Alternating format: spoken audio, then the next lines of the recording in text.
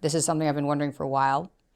Do females compete with each other? Because we know men compete with each other to get women. Do females compete with each other? Oh, yeah, very much so. I mean, the methods of what we call female versus female competition, a very technical term. Um, One thing I love about evolutionary biology is actually the technical terms are pretty intuitive and pretty easy to understand. Like my colleague Tanya Reynolds here at University of New Mexico specializes in studying female-female competition.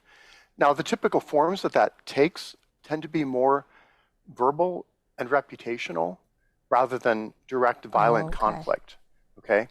So women might derogate each other behind each other's backs. They might try to manipulate each other's self-esteem if they feel like they're sexual rivals competing for the same guys or for the same social status. So it's not like, you know, women getting into prehistoric MMA fights that much. It's more about using the weapons of verbal creativity and theory of mind and social sensitivity to just get subtle but sustained advantages over your female rivals. So high school, Yeah, basically. high school, but forever and in prehistory. Oh, that's terrible. That's terrible. It does seem to get, at least I know that my relationship with other women has gotten a lot better since high school. So is that because the competition tones down, or is that because we're all stuck together in a classroom? Or do people get smarter and sneakier? What happens there? I think, yeah, good insights. I think it's a combination of all of that. Smarter and sneakier, so you're using less obvious competitive tactics.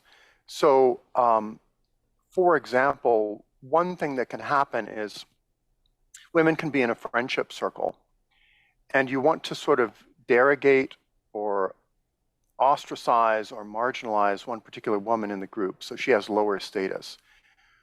Instead of women saying, okay, Jane over there, she's a bad person, we should avoid her, you could say something like, you know, I'm really worried about Jane because it just seems like Mm, she has really mhm. bad taste in men, and I'm worried about her drinking, whatever.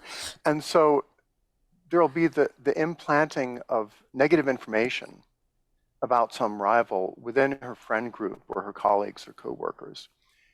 And then the other women will think, oh, well, this person derogating her is expressing what sounds like genuine empathic interest. Like they're concerned about Jane's drinking and her being too slutty and stealing other men or whatever, right? But the information itself is enough to lead other women to kind of marginalize that target.